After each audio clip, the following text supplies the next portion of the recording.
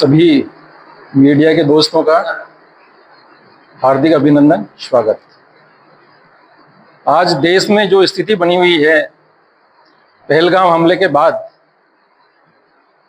जिन आतंकवादियों ने पाकिस्तान में प्रशिक्षित होकर हमारे निर्दोष लोगों को पहलगाम में हत्या करी और उसके बाद जो स्थिति पैदा हुई, उसको लेकर के कांग्रेस पार्टी ने शुरू से ही केंद्र सरकार को ये मांग करी कि एक सर्वदलीय बैठक बुलाई जाए और इस हमले का बदला किस प्रकार से लिया जाए उसके बारे में विचार किया जाए। केंद्र सरकार ने सर्वदलीय बैठक बुलाई, उसमें तय हुआ पाकिस्तान से बदला लेने का। हमारी सेनाओं ने अपनी कार्रवाई शुरू करी और हम पाकिस्तान में बहुत आगे तक चले गए, बहुत अच्छी पोजीशन में हम थे और हमारे पास एक और मौका था पाकिस्तान के दो टुकड़े करने के। हम चाहते और ढंग से कार्रवाई करते हम तो एक और बलूचिस्तान बना सकते थे और पाकिस्तान को घुटने टेकने पर मजबूर हम कर देते। ठीक ऐसी ही स्थिति 1971 में जब हमारे देश की प्रधानमंत्री इंदिरा गांधी जी थी, जिनको आयरन लेडी के नाम से दुनिया जानती है, उनके वक्त में थी और पाकिस्तान को हमने सबक सिखा दिया।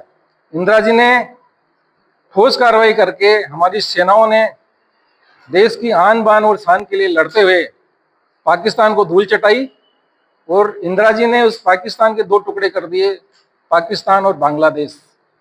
उनके पास भी बहुत प्रेशर आया था। उस टाइम के जो राष्ट्रपति थे अमेरिका के, उन्होंने इंटरफेयर करने की कोशिश करी, पर इंदिरा जी ने उनको कह दिया कि पहले मैं पाकिस्तान के दो टुकड़े करके बाद में बात करूंगी। राष्ट्रपति का 9 बार फोन आया, उन्होंने अटेंड नहीं किया और जब काम कर दिया उसके बाद उनसे बातचीत करी। ठीक वैसी स्थिति थी। केंद्र सरकार ने अच्छी कार्रवाई करी, पर अचानक उन्होंने सीज फायर का जो निर्णय लिया, और वो निर्णय भी अमेरिका के राष्ट्रपति डोनाल्ड ट्रंप ने लिया, जो बड़े शर्म की बात है कि एक तीसरा आदमी हमारे देश की पंचायती कर रहा था। केंद्र सरकार को ऐसा सोचने से पहले, ऐसी कार्रवाई करने से पहले, सीज फायर से पहले सभी पार्टियों को विश्वास में लेना चाहिए था, तो एक अच्छा मैसेज जाता। फिर भी मैं एक जिम्मेदार नागरिक होने के नाते और कांग्रेस पार्टी का सच्चा सिपाही होने के नाते ये मांग करता हूं केंद्र सरकार से कि उनकी जो परिस्थितियां रही उनका स्पष्टीकरण दें, वो सर्वदलीय बैठक में बुला करके कि किस कारण से उन्होंने ये निर्णय लिया। हम इस निर्णय की आलोचना करते हैं। तीसरा देश इसमें इंटरफेयर कर रहा है, वो हमें बर्दाश्त नहीं।